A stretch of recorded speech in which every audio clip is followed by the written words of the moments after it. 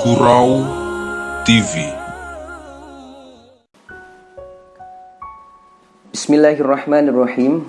Berbicara tentang kurban, kita langsung teringat kepada peristiwa Nabi Ibrahim dan Nabi Ismail, pencetus pertama kali ibadah kurban ini.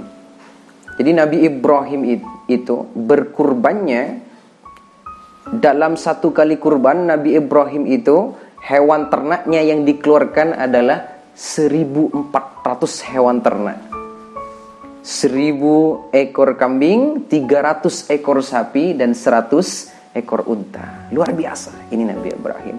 Sampai dari saking banyaknya, para malaikat ini salut sama Nabi Ibrahim, kagum sama Nabi Ibrahim ini. Waduh, Masya Allah, Nabi Ibrahim ini dari saking cintanya kepada Allah sampai mengorbankan begitu banyak.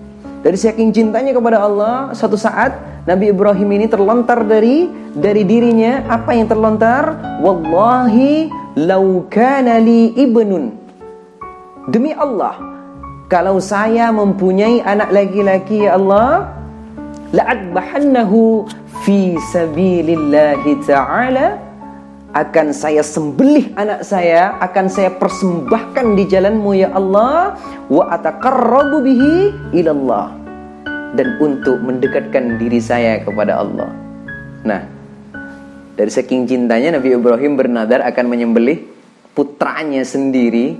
Untuk apa? Untuk dipersembahkan di jalan Allah dan untuk mendekatkan diri kepada Allah Subhanahu wa ta'ala. Ini dari saking cintanya. Makanya kita sekarang untuk berkorban 1 ekor kambing saja rasanya berat. Ini Nabi Ibrahim, jangankan hewan, ini putranya sendiri dinadar sama Nabi Ibrahim untuk disembelih, untuk dipersembahkan kepada jalan Allah Subhanahu wa ta'ala. Untuk apa? Untuk mendekatkan diri kepada Allah. Jadi apa gunanya kurban? Kurban itu adalah bagaimana media untuk mendekatkan diri kita kepada Allah Subhanahu wa ta'ala. Kemudian selang beberapa tahun kemudian, Nabi Ibrahim itu dianugerahi putra dari istrinya yang bernama Siti Hajar, dan diberi namalah putra itu Ismail. Kemudian bagaimana? Ketika sudah dianugerahi putra, Nabi Ibrahim sudah lupa dengan nadarnya, sudah lupa dengan janjinya kepada Allah Subhanahu wa ta'ala. Kemudian pada suatu malam Nabi Ibrahim itu didatangi mimpi langsung dari Allah Subhanahu wa ta'ala, langsung menegur Nabi Ibrahim pada waktu itu karena sudah lupa dengan janjinya. Karena sudah bertahun-tahun Nabi Ibrahim itu berjanji dan mungkin sudah lupa. Nabi Ibrahim ditegur sama Allah Subhanahu wa ta'ala dalam mimpi, "Ufi minadrik," tepati janjimu wahai Ibrahim. Kemudian ketika terbangun Nabi Ibrahim, mimpi saya ini dari Allah apa dari setan ya? Bingung Nabi Ibrahim. Was-was pada waktu itu, ini dari Allah apa dari setan? Apa dari iblis ini mimpi saya ini? Kemudian di tanggal 8 bulan Dzulhijjah itu mimpi pertama, dan dan diberi nama apa? Tanggal 8 itu hari Tarwiyah, Yaumut Tarwiyah. Kemudian di malam tanggal 9 bulan Dzulhijjah, Nabi Ibrahim itu bermimpi lagi itu. Apa mimpinya? Sama dengan mimpi yang pertama. Ditegur lagi, "Ufi binadrik," tepati janjimu wahai Ibrahim, tepatin janjimu, kau pernah berjanji. Kemudian bangun lagi Nabi Ibrahim, ini udah 2 kali saya mimpi seperti ini. Ini dari iblis apa dari Allah langsung ini. Kemudian di malam tanggal 10 bulan Dzulhijjah, ya, di bulan 9 itu bulan Yaum Arafah. Kemudian di malam tanggal 10 bulan Dzulhijjah, Nabi Ibrahim bermimpi yang ketiga kalinya, "Ufi binadrik," tepati janjimu wahai Ibrahim. Baru di situ Nabi Ibrahim sadar kalau Nabi Ibrahim pernah punya nadar, pernah punya janji sama Allah. Ketika dia dianugerahi 1 putra laki-laki, maka dia akan menyembelihnya untuk dipersembahkan kepada Allah, untuk mendekatkan diri kepada Allah Subhanahu wa ta'ala. Kemudian setelah 3 kali bermimpi, Nabi Ibrahim baru yakin bahwa itu adalah teguran dari Allah, "Ufi binadrik" itu. tepati janjimu. Teringat Nabi Ibrahim bahwa punya janji sama Allah, dia akan menyembelih putranya Ismail. Subhanallah, ketika itu apa? Ketika Nabi Ibrahim sudah sadar bahwa itu janjinya, langsung Nabi Ibrahim menghampiri Siti Hajar. Wahai istriku, wahai ibundanya Ismail, tolong kau mandikan Ismail, tolong kau kasih pakaian yang bagus pada Ismail, tolong kau kasih wangi-wangian terhadap Ismail, akan saya ajak bertamu. Baik, wahai Aba Ismail atau Nabi Ibrahim, baik, akan saya mandikan, akan saya bersihkan, akan saya rapikan, akan saya kasih wangi-wangian untuk Ismail. Setelah itu, setelah setelah rapi Nabi Ismail, setelah sudah tampan Nabi Ismail, sudah bersih, barulah Nabi Ibrahim bersama Ismail berjalan ke satu tempat. Di dalam perjalanan itu, ini nih, iblis ini mulai dulu nggak pernah sibuk sesibuk ini nih. Baru kali ini yang namanya iblis itu disibukkan bagaimana caranya menggugurkan nadarnya Nabi Ibrahim. Yang pertama, Nabi Ibrahim tuh disamperin sama iblis nih. Ibrahim, kau gimana? Bapak yang gimana kau itu? Bapak yang tak becus kau itu. Kau nggak kepikiran apa gimana? Coba diingat-ingat, Ismail itu orangnya tampan, akhlaknya baik, dia semuanya baik, semuanya bagus, semuanya sempurna. Anakmu itu Ibrahim, kau sembelih, kau tak eman apa? Kau tak eman sembelih anakmu sendiri? Katanya iblis. Kemudian Nabi Ibrahim menjawab, ini sudah perintah Allah, apapun itu akan saya laksanakan. Bagaimanapun caramu iblis menggoda saya tidak akan terpengaruh dengan perkataanmu. Saya lebih memilih untuk melaksanakan perintah Allah, untuk melaksanakan nadar saya, untuk mendekatkan diri saya kepada Allah. Setelah itu iblis kabur. Siapa yang digoda lagi? Istrinya Nabi Ibrahim, Siti Hajar. Jadi iblis membisikkan kepada Siti Hajar, "Hei Siti Hajar, anakmu akan disembelih. Ismail akan disembelih oleh bapaknya itu, oleh Ibrahim, mau disembelih." Apa katanya Siti Hajar? Dengan jawaban yang sangat pasrah, dengan jawaban yang sangat tawakal.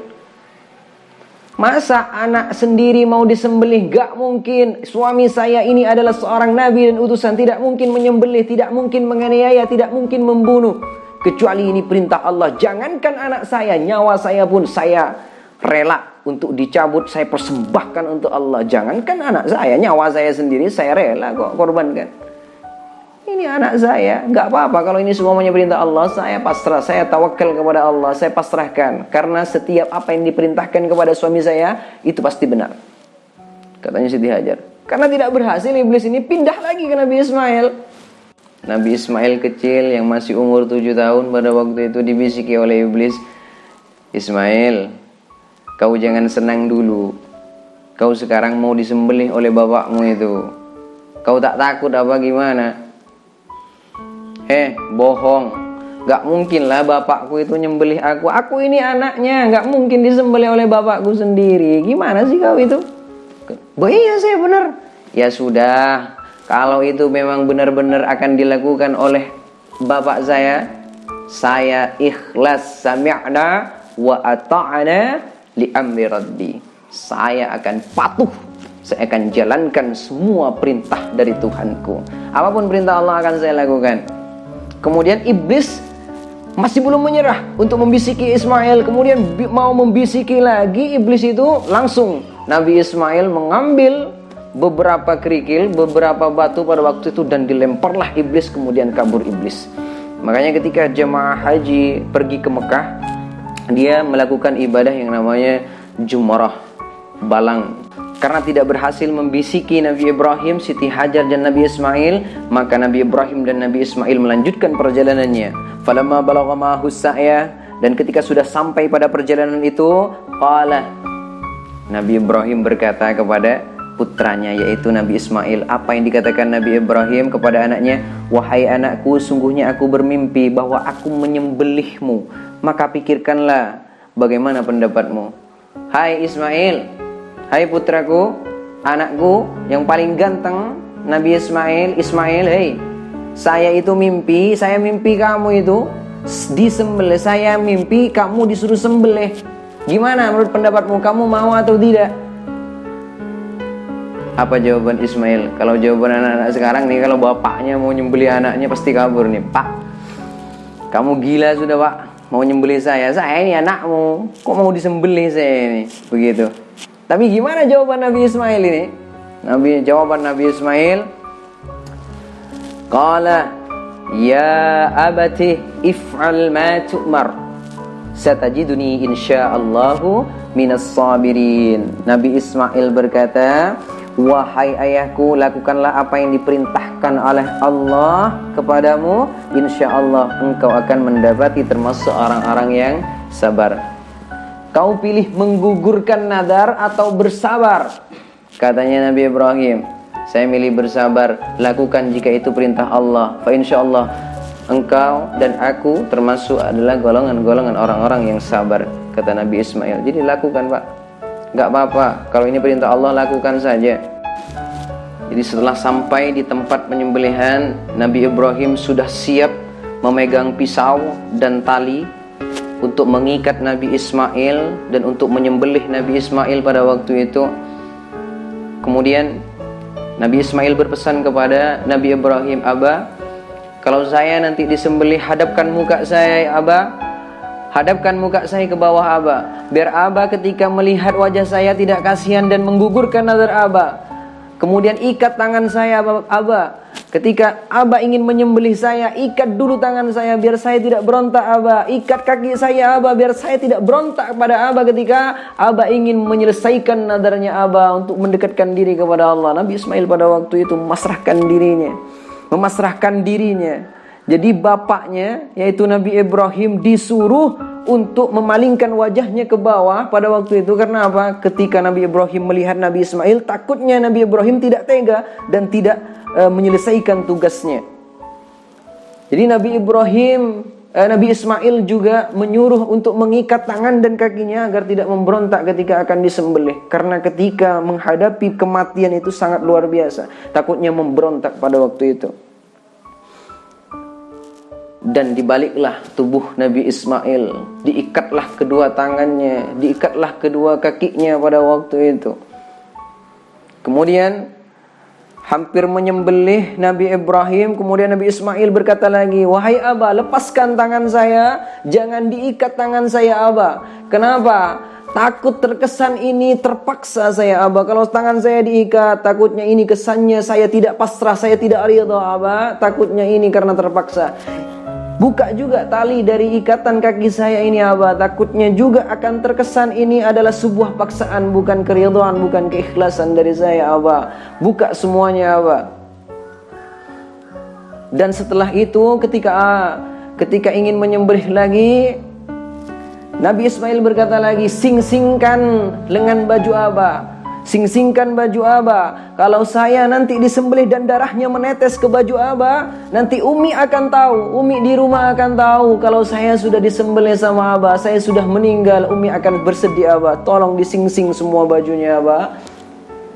Katanya Nabi Ismail, luar biasa. Nabi Ismail sangat pasrah pada waktu itu, sudah meneguhkan keyakinannya, pendiriannya diteguhkan luar biasa pada waktu itu.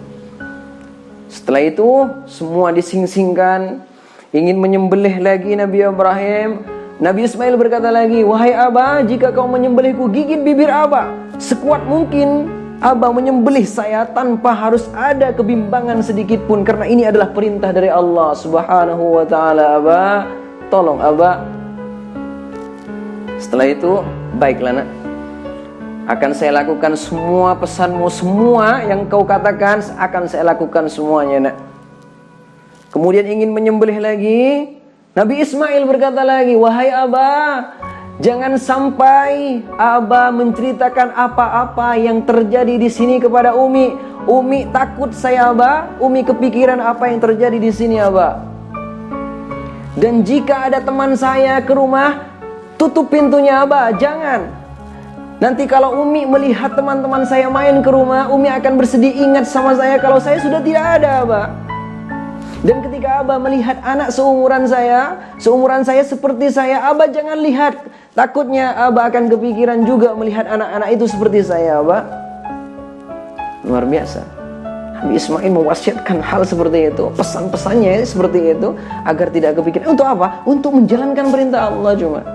Untuk menjalankan semua perintah Allah, untuk mendekatkan diri kepada Allah. Nabi Ismail sangat pasrah pada waktu itu, karena Nabi Ismail tahu kalau itu adalah perintah kepada Rasul dan Nabi, termasuk ayahnya. Ayah saya seorang Nabi, ayah saya seorang Rasul. Jangan sampai ingkar kepada perintah Allah, jangan sampai ingkar kepada nadarnya. Seorang Nabi tidak pernah mengingkari nadarnya, tidak pernah mengingkari sumpahnya, tidak pernah bohong dengan perkataannya. Begitu.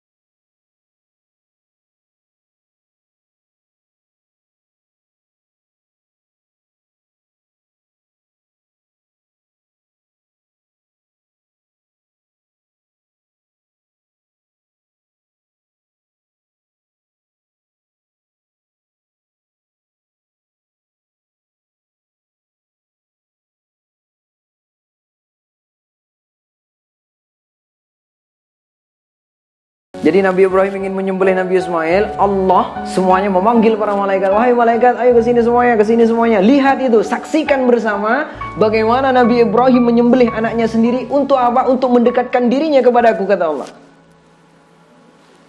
Akhirnya pisau itu tidak tajam.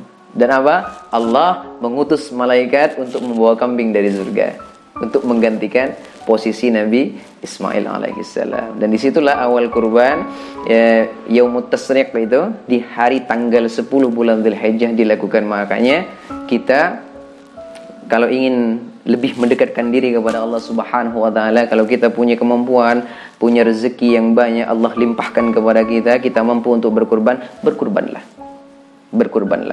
Jadi kurban itu enggak sembarangan juga, ada aturan-aturannya. Jadi yang pertama harus sehat kurbannya ya. Sehat, enggak cacat, enggak pincang, enggak segala macam, itu harus normal. Hewan ternaknya itu harus normal, enggak cacat. Nanti hewan kurbannya nggak ada telinganya, nggak ada hidungnya, itu nggak boleh dijadikan kurban. Itu faktor kesehatan. Yang kedua, itu harus hewan ternak. Jadi seperti kambing, unta, sapi, dan semacamnya itu. Kalau ayam ya nggak boleh. Kalau bebek nggak boleh, apalagi telur ya nggak boleh. Biasanya orang telur gitu.